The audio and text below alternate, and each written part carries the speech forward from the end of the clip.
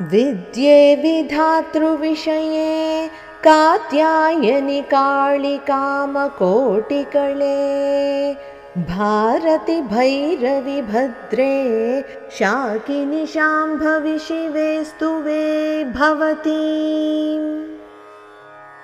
विद्ये विधातृविषये कात्यायनि काळि कामकोटिकळे भारति भैरवि भद्रे शाकिनि शाम्भवि शिवे स्तुवे भवती।